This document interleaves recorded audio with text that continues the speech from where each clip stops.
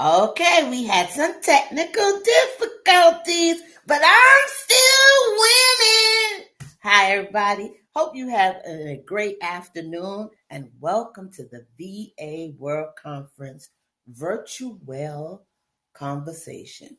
As the lovely Melissa did earlier, breathe in and release because we about to make us virtually well. Let me introduce your panelists to you. We have the lovely Dr. Imani.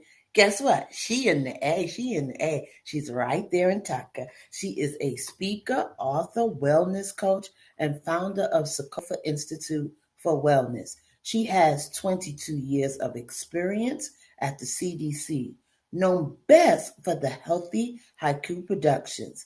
This approach teaches us how to infuse poetry and drama into workshops to inspire and ignite audiences. She also promotes health and wellness from a holistic perspective using sound and more. Join us every Tuesday where we talk all about this and more with Dr. Imani and her lovely husband, Mr. Bernard. Yeah, I produced that show, so that's why I'm giving it props. Any other way, let's move on to our second lovely panelist, Regina. Regina, Regina Renee, the Mindful Nananista, is the founder of Mindful and Melanated, an online community for Black women who need a safe space to tackle the unique issues surrounding mental health and wellness.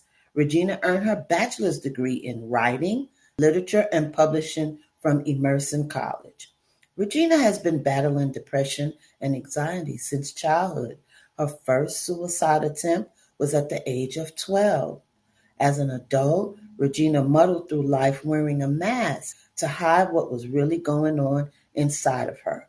For a long time, she felt embarrassed and ashamed of her mental health diagnosis because she immediately knowledgeable about how mental illness affects Black women and know there is a need for Black women to congregate in a safe space specifically for them. So she created Mindful and Melanated, and that conference is happening next month. And so the final panelist or host is our lovely own Nakia Dunwoody Whitaker, the awesome administrative professional and founder of this second year VA World Conference. Nakia is fast, she's efficient, she's smart, and she is great. Let's welcome our panelists to the VA World Virtual Conversation. Yay!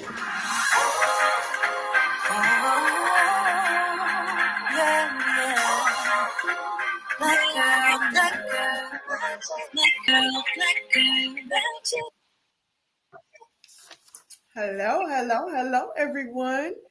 Hello. Thank you, Regina and Dr. Imani, for joining me for this conversation. I want the panelists to participate as well as um the community. What happened to Dr. Imani? Attendees. Oh, attendees. Sorry. Okay. Hey, Regina, how you doing today? I am doing well. Thank you so much. Thank you. Nikki is fast. What I'm fast at, Toya. I ain't did nothing yet. Um. Okay, comments. Making sure the comments are on. So I don't know where Dr. Imani went. So, okay. Virginia, the first question is for you. Sure. Why is mindfulness so important to virtual melanated entrepreneurs, especially? Welcome back, Dr. Imani. Thanks. I don't know what happened, but thank you. I'm glad to be back. I panicked for half a second. So that's a good question, Nakia. So why should specifically virtual business owners practice mindfulness? The first thing I would say is because there's no distinct separation between your work and your business life and then your personal life, right? You're working from home. So if you're going to a physical office, right, you go to work, you drive home, and then you're home, right? So I feel like virtual entrepreneurs need to be more mindful and intentional about creating that distinction. Mhm. So setting some work hours for example. So I'm only going to be working from 9 a.m. to 5 p.m., right? Making sure that you're taking your breaks, right? Eating, having nice healthy meals like lunch and breakfast, hydrating. So I think it's just very important to just be intentional about creating that distinction because we're home, we're Mhm. home, and we live at home, right? Okay. Yes. As women of color, what can we do to avoid burnout in the sense of mental health? Yeah. So us Black women, I can speak for myself, for real, right? Let's keep it real up in here, right? For me, I, for a long time, suffered from the strong Black woman syndrome, right? So always having a brave face, wearing this mask, um, having this persona that I can take on anything, I was told, we came from slaves. You know what I'm saying? You could deal with a little bit of workplace stress. You could deal with a little bit of microaggressions, like you know. But it's okay to take that mask off. It's definitely okay to take that mask off. And so the first thing that I would say for those who are dealing with what is called the strong Black woman syndrome is set boundaries. Mm. Say no. Yes, Tanya No. Franklin talked about that this morning. Yes. If you don't want to bake cookies for the church bake sale, don't. If you're not trying to do the carpool this week, don't. Don't. How they gonna get there? Hey, listen, bus So, passes are for sale. Dr. Amani, how do we incorporate holistic wellness into our entrepreneurship journey on a regular basis? Good question. And I'm sorry that I missed your response, You're Regina. fine. We'll just keep it moving. I'm not sure why it kept kicking me out, but I'm not going to touch anything. I'm just grateful to be here. I'd shout out to Toya Glenn for inviting me. She's like the best virtual assistant. She's helping us with our podcast, myself and Bernard. And Janet had me married. I'm not married. We're just partners and buddies right now. So I need to clear up the record on that. But we need to think about our lives, our health, what we're doing, what we're saying, what we're eating. We are what we eat. So a lot of people who are working, a lot of people are working from home now, since the pandemic. We have to make sure that we eat to live. There's a video that I used to share with folks called the RAVE diet. And RAVE is an acronym for no, let me not lie and get it wrong. No refined foods, no animal products, no vegetable oils, and no exceptions. And the person who did the video talked about how using that strategy helped people um, to avoid bypass surgery and clogged arteries and all of that. So we have to eat right, drink more water. They say we should drink. I'm a proponent of alkaline water, and they say we should drink about half of our body's weight in ounces every day in order to be properly hydrated and keep our bodies electric as they are. Dr. Sebi talked a lot about our electric bodies and keeping those currents flowing and moving accurately. So diet, exercise is really important, especially if you're virtual, sitting home working, as many of us do.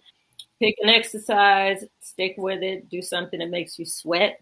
I practice hot yoga. I love it. I hate it. Sometimes at the end of it, I'm sitting there and the tears are mixing with the sweat. It's like, I made it. I'm still alive. It's intense, but there's a lot that we have to do, and it really starts with loving ourselves and loving ourselves more. I heard what Melissa said up front, our first speaker. She said everybody needs a therapist, everybody needs a coach. We need people, like Regina was saying. I did hear that part. We need people to help us, and that we can't do everything. As much as we feel like we're holding up the sky, we have to pass the baton sometimes and let people help us with their expertise. So, Okay.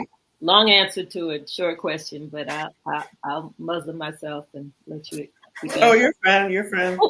Um, for both of you, Melanated entrepreneurs are usually frugal. What are some tips that can help them navigate their wellness and mindfulness journeys?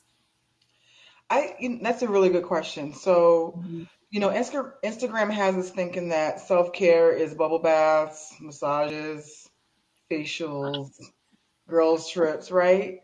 But self-care is really just identifying what you need in the moment and fulfilling that need, right? So if you're hungry, get something to eat. If you're thirsty, get something to drink. If you're tired, go to sleep, right? Meditation is free. Mhm. Those yoga lessons on YouTube are free. Saying no is free. Enforcing and establishing those boundaries, absolutely free. So that's what I would say. I love all of those answers. It's almost like we had a conversation before this.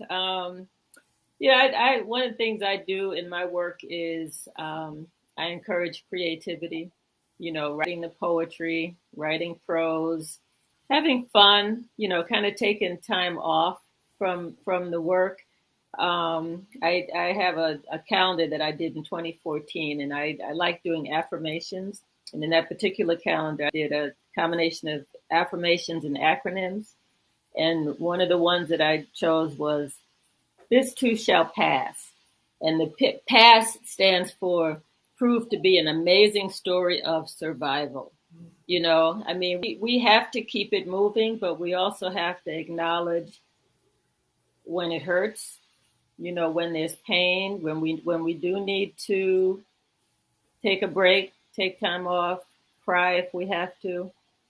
This year was particularly hard for me, and I know it was particularly hard for you, Nakia. A lot of things, and we have to acknowledge that in order to build ourselves back up and to be able to keep it moving. But we have to let people know when, today's not a good day. Someone called, texted me yesterday and was asking me about something that I really wasn't focusing on that moment, because I had a lot going on. I said, I'm having a mental health day. I can't really do that right now. I said, get back to me tomorrow. And she said, okay. And then she wrote, no, it was 2 days ago. And then she wrote back yesterday and she said, I'm having that kind of day today. We exchanged stories about what we were doing to stay balanced and to lift ourselves up.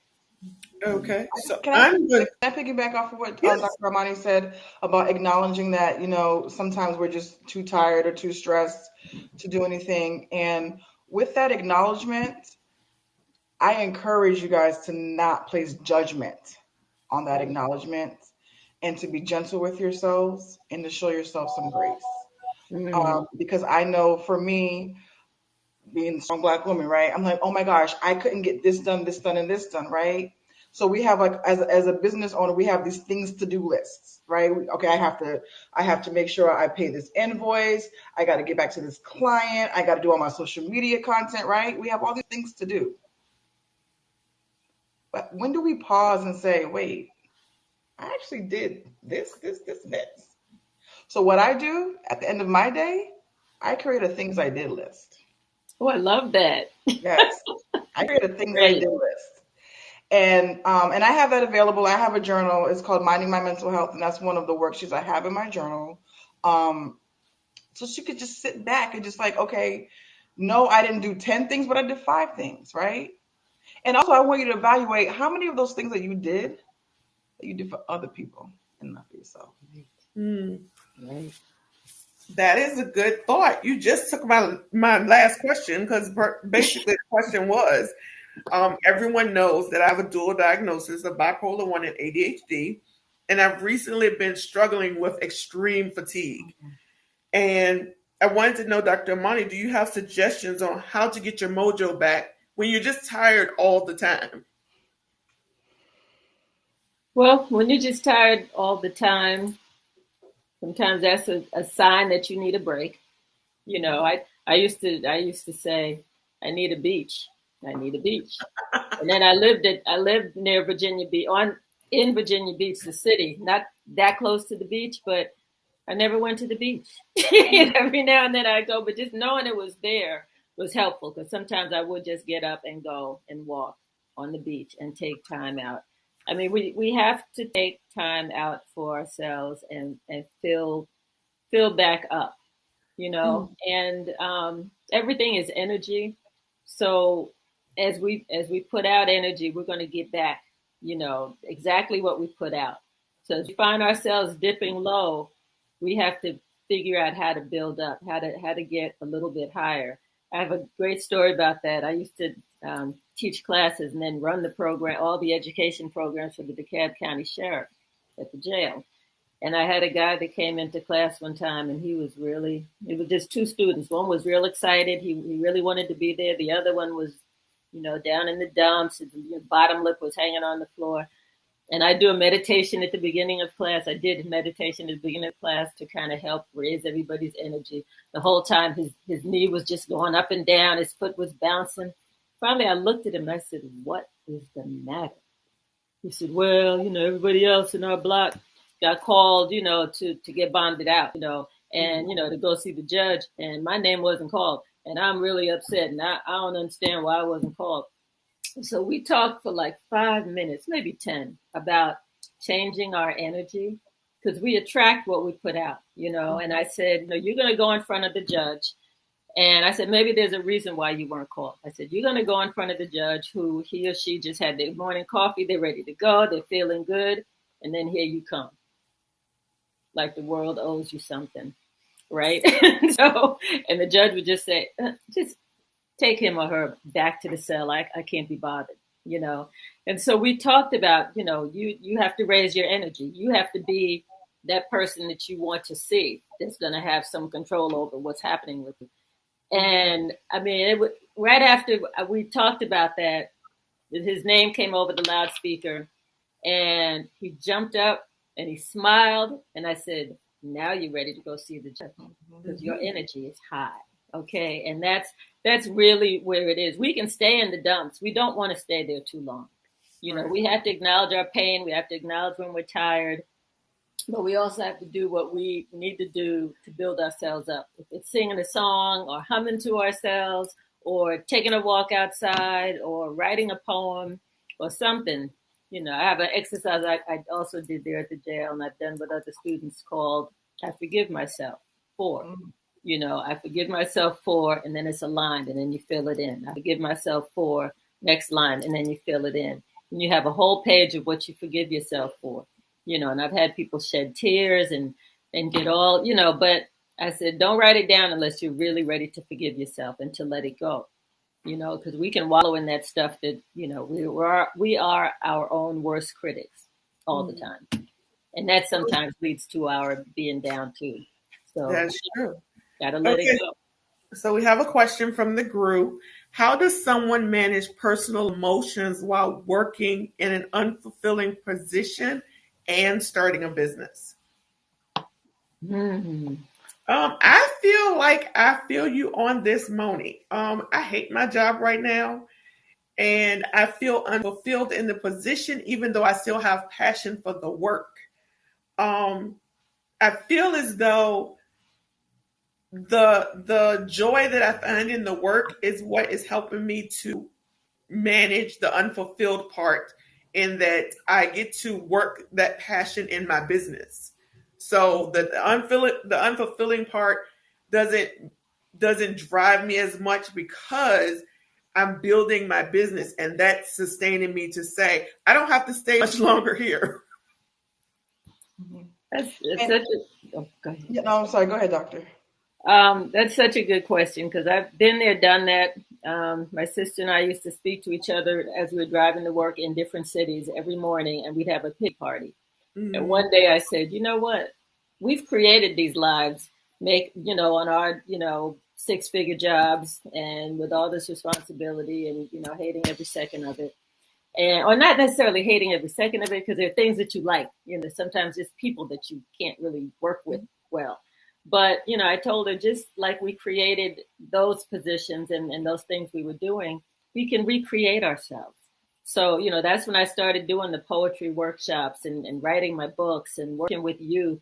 while I was still working at CDC. And, and I found I liked the job there even better because I was being fulfilled in a different way, practicing and fulfilling, exploring my passion, in terms of blending public health with the arts and with poetry and so forth. So, that you can always recreate yourself.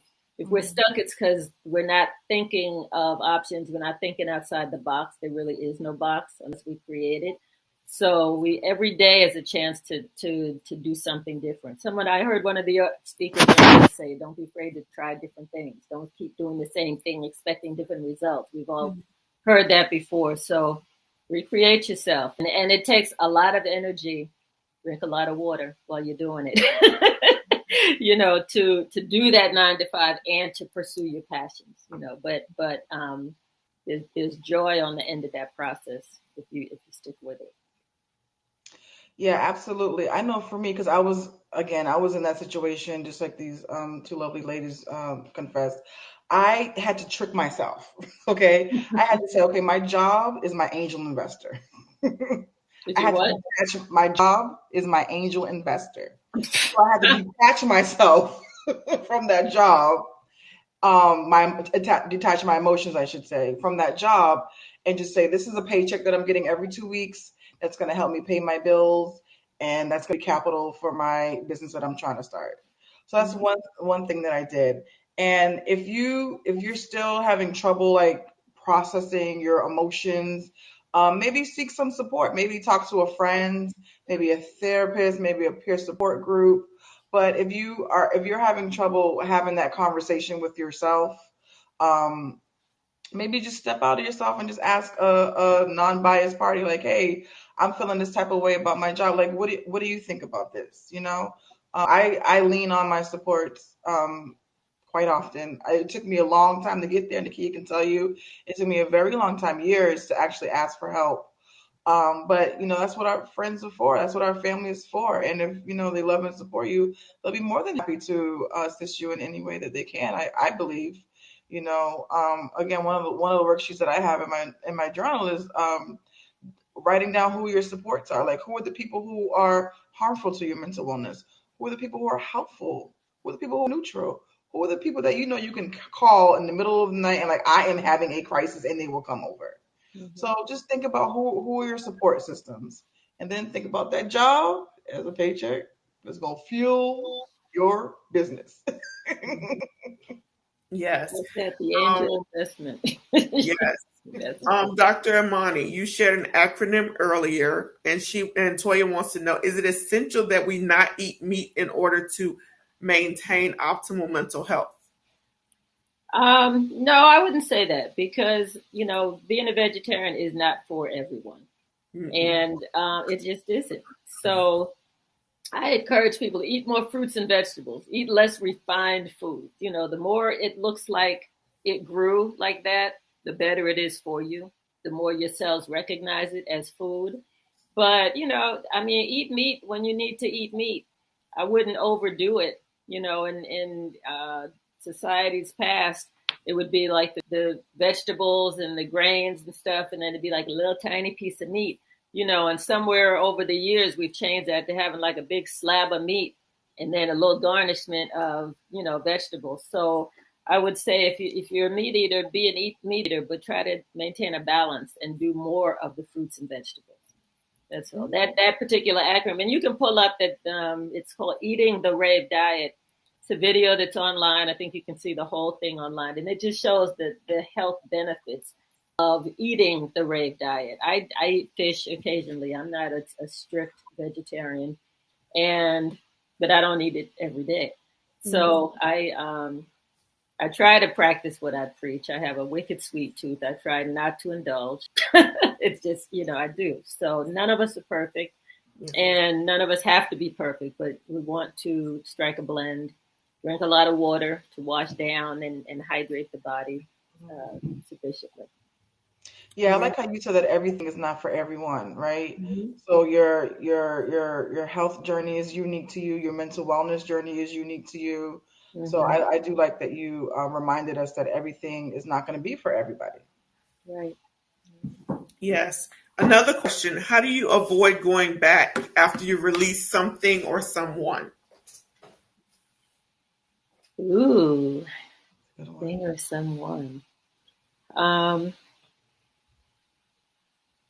I think you have to remind yourself why you released it in the first place and how you felt when you released that in the first place. Sometimes there are sometimes we're comfortable even if something isn't good for us. And Mm-hmm. so we miss that comfort even if it wasn't good for us. Mm-hmm. And so you go back to try to recapture the comfort. And then what wasn't good for us, like, gets even stronger. And it's like, ooh, this is really not good. I understand now why I left. And I'll use meat as an example. I stopped eating red meat, 40 years ago. And one day I must have heard a show. Someone was talking about the importance of um, eating red meat, for your body. And I don't know why, but I decided to eat a piece of liver.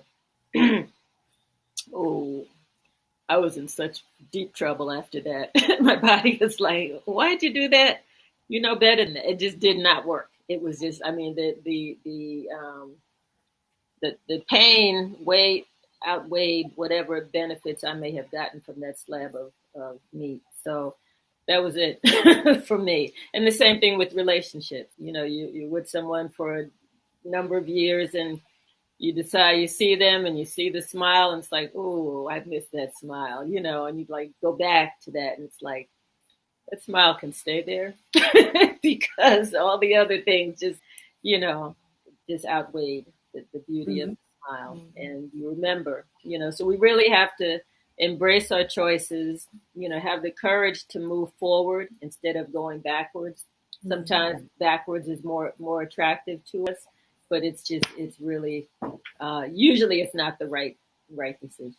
That's my answer to that. Regina, what do you Yeah. say to Yeah, I was just thinking like check the facts, right? So why are you feeling like you can't move on? You moved on from a situation and now you're kind of treading back. Why are we treading back?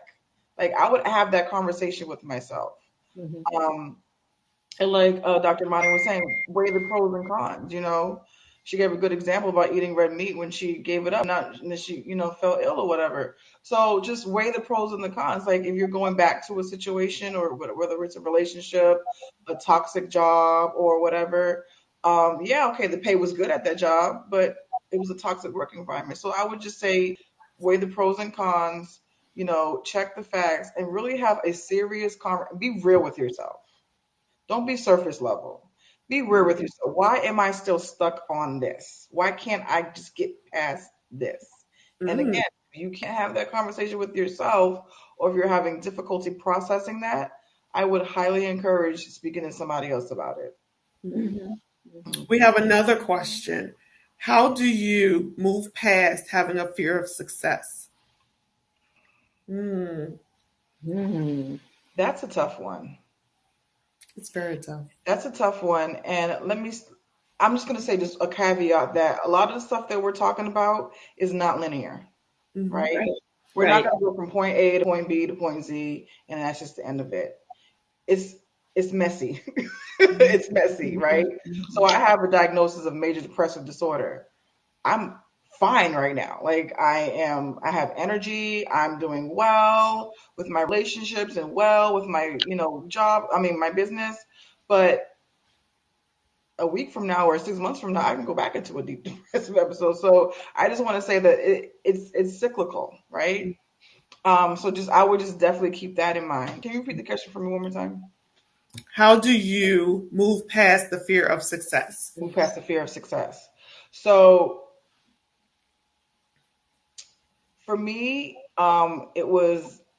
it still is, like I said, it's still a struggle, it's still difficult. Because I feel like I suffer from imposter syndrome. Mm-hmm. So Definitely. a million people can tell me that I am fly, fierce, and fabulous. Okay. But one Regina Renee can say, well, you didn't sell 100 tickets to your last event. You only sold 50, right? But everyone else thought it was a success. So it's just, again, checking the facts. Like, girl, you sold 50 tickets. Like, just evaluate, like, you are doing things good, right? And like I said, the things I did list, how I do every day, it could be an accomplishment list too. This is one thing that I did a while ago, and my DBT specialist actually put me onto this. I got like an empty vase, right? And every time I had like an accomplishment, I put a marble in the Mm. vase. Nice. And then as days go on, you see the marbles stacking up, stacking up. I'm like, wait, I did a lot. So sometimes we need a visual. We need a visual. And that Yes. helped me a lot. Yes. That's great. The first thing that comes to mind to that is last night I went to see the movie The Woman King. Oh my God. Everyone needs it. And I don't promote stuff because, I've been in network marketing forever. And it's like, unless I'm going to get paid, I'm not going to talk about stuff. People need to go see that movie because when you talk about the fear of success, these sisters had no fear and they did what they had to do to survive. And I mean, some of it was a little bit more gruesome. There were times like, okay, I can't look at this part, but a powerful, powerful testimony of what it took our ancestors. We don't normally hear the story about those who fought back, Mm-hmm. in Africa and who refused to be enslaved. Mm-hmm. So when we talk about the fear of success, we don't have anything on our plate compared to what our folks had to deal with. We need to get over ourselves and get with it. We got work to do. And so fear of success, what is fear anyway, other than something we make up in our heads? Mm-hmm. So we need to, buckle down. We need to create routines, whether it's waking up at the same time every day, going to bed the same time, making a schedule. I need to complete these things. I do to-do lists, and sometimes it takes 3 days to do them, but at least I've made a list, Mm. and then I could go back and say, oh, the thing I wrote up for my list on Monday is still not done, so let me get on it. But fear is something that we create in our heads, Yes. and people need to see that movie. Yeah. And I want to say one more thing with that. And I believe Melissa touched on it during her talk. You deserve it. Yes, Remind yourself, girl, you deserve success. yes. You absolutely deserve it, and you were worthy of it. Yes. Tell yourself that, please do. And Moni, I wanted to say that no, it was Gabrielle. Gabrielle, for the first year and a half of my business, I believe I didn't have clients, but I still kept at it. Also, too, um, success is defined by you. Mm. So, what is your idea of success? Is your idea of success a client? Because maybe you need to change that viewpoint, and then you will think of it differently. I just kept trugging along because I felt like success looked different, and I wanted to go about it my way. So I just think that, as Regina said, as Melissa said, we are all worthy. Um, don't, what is the word? Don't deny yourself the pleasure or the joy or whatever it is that you want to feel about your business because you think success looks one way. Hmm. And as Toya says, hang out with the fearless. Come join me on co-working, girl. I'm not fearless though. I'm not fearless. Okay, Regina, how can my need to be Any the other strong black questions? woman be exacerbating some of my situations? Repeat the question. I didn't hear that. I said, how can my need to be the strong black woman be contributing to exacerbating my situations? Yeah, being a strong black woman is very exhausting. Wearing that mask, that heavy mask, that's very exhausting. It could be a number of things like we talked about, the boundaries, not establishing, not enforcing boundaries. I believe someone in the comments and during Melissa's talks said no is a complete sentence, but my favorite phrase is absolutely not. And I say it just like that too. Absolutely not. So it could just be um you're not enforcing or establishing boundaries. What's another thing that you might need to, like I said, ask yourself, why do I feel like I have to be the strong one all the time? Why does it have to be Nakia? Why can't it be, I don't know, Keisha down the street? Why it gotta be me? Why I don't know. I don't know who lives on the street, but anyway, why does it have to be me? You know what I mean? Like, have that conversation with you and it's just not realistic. It's trash. Dr. Armani says she loves affirmations. She makes up her own affirmations. I make up my own affirmations too. And my favorite one is, and it's on my website, Black girl magic is real, but I'm still human. Mm-hmm. I'm still human. Still human. Hmm. That's a good thing to say. I like that. Black I girl love magic. it. I love Okay, it. does anybody else have any questions? Do you guys have any topics you want to talk about? Let's see what I didn't make some notes.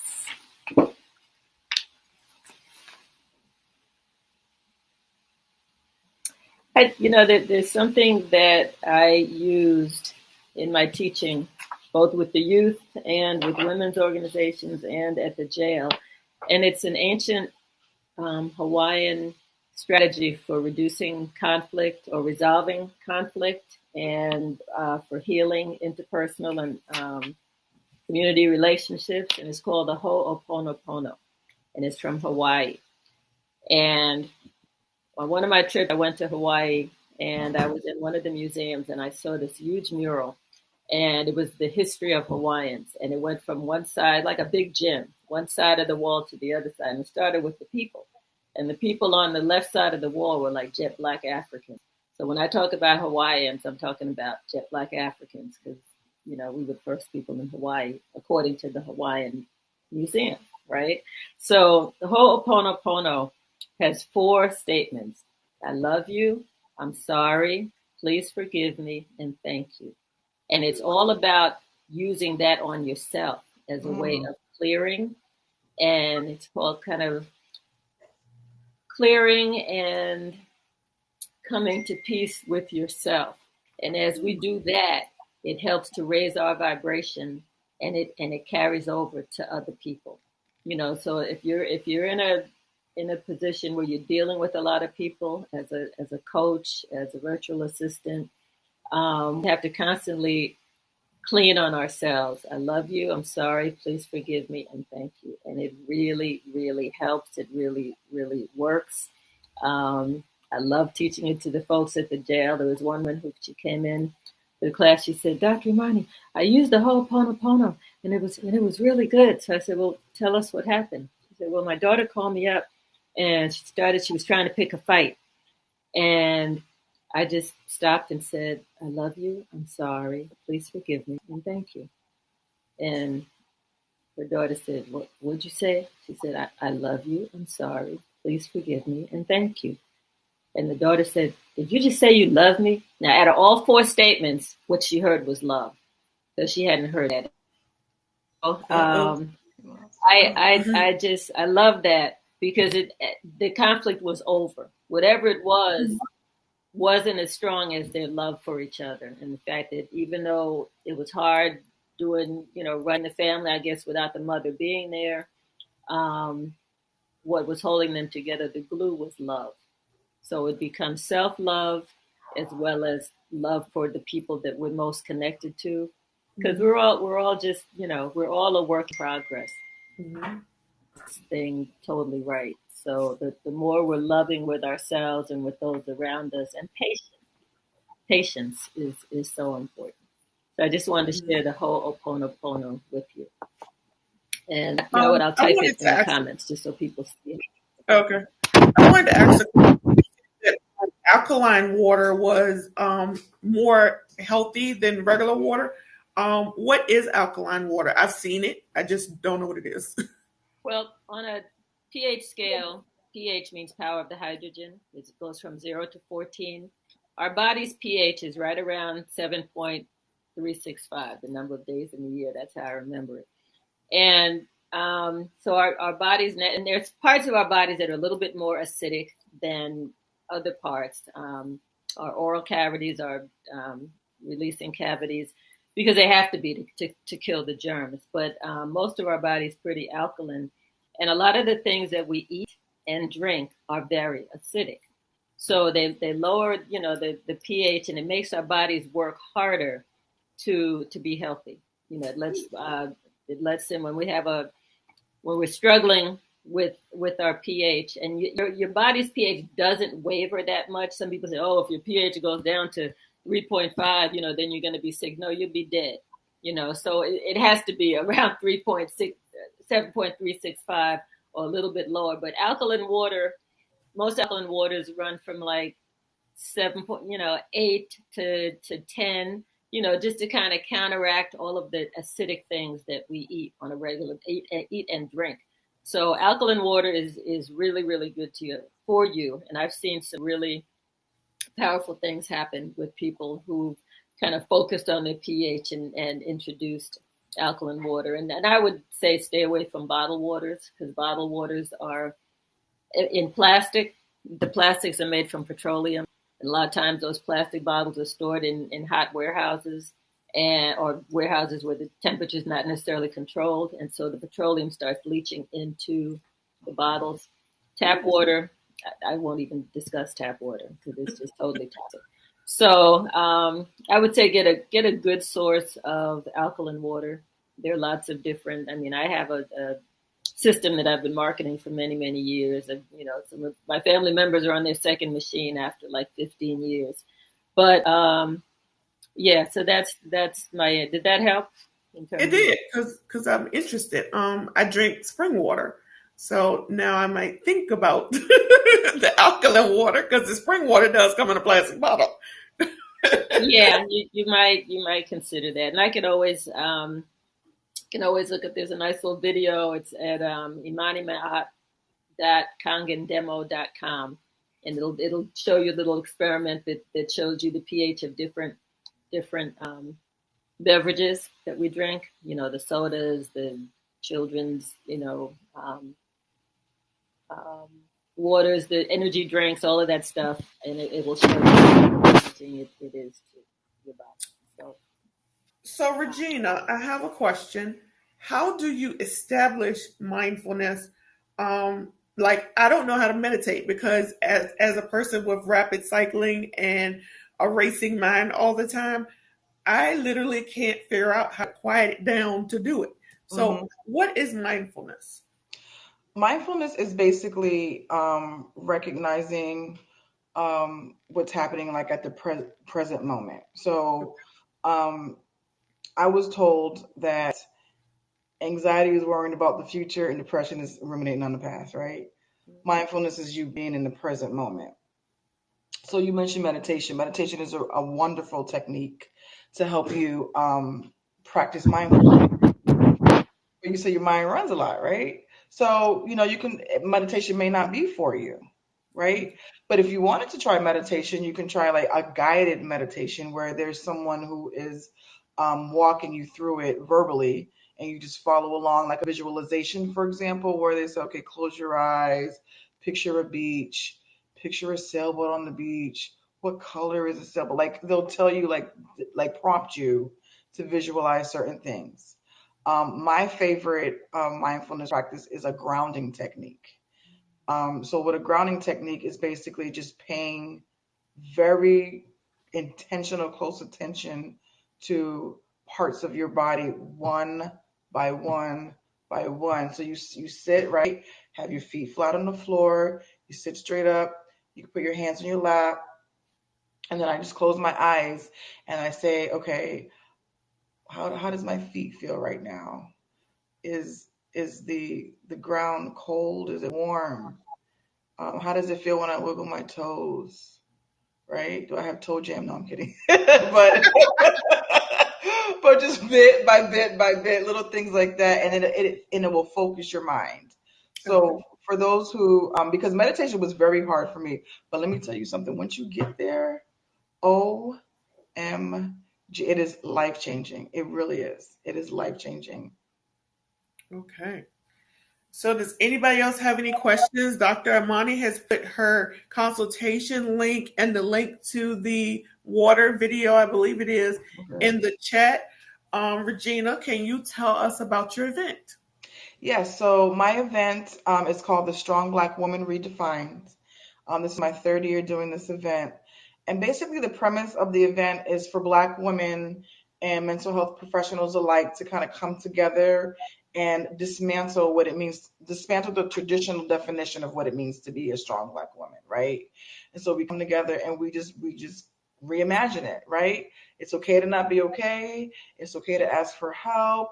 It's okay to rest, things like that. So the workshop is, the conference is in person. It's going to be in Boston, Massachusetts. So if you're in the Boston area, or if you would like to join us in Boston, it's up here. It's October 15th from 8 a.m. to 3 p.m. And we have an amazing lineup of speakers. So we have our signature panel discussion, where, like I said, we dismantle the traditional definition of what it means to be a strong Black woman. And then we have three breakout sessions where the attendees can choose from like 11 different workshops. So I have dating confidently as a Black woman. What does high functioning depression look like in the Black community? How to combat what is it, imposter syndrome. So we have a lot of different topics. So yeah, I would encourage you guys, if you're in the Boston area or if you would like to fly up and join us, please do. You can get information on the conference on my website. It's mindfulandmelanated.com. And if you want to follow me on Instagram, my handle is mindful and melanated. And then I also have a Facebook page with the same handle, mindful and melanated. So there's a lot of information there. And there's information about my online sister circle. If you join our online sister circle, you'll have access to like some of the worksheets that I was telling you guys about. You can join our virtual peer support groups where we all jump on Zoom and we talk about the topic of the day.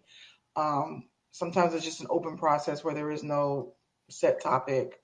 But if you guys want to go onto my website and if you decide to join the sister circle and if you do the highest tier, because I have a Patreon. So if you choose the highest tier on Patreon, which is just $15 a month, you get my journal for free. I will mail you one of my journals, Minding My Mental Health, right? So yeah, that's pretty much it. You mentioned imposter syndrome a lot. What is imposter syndrome?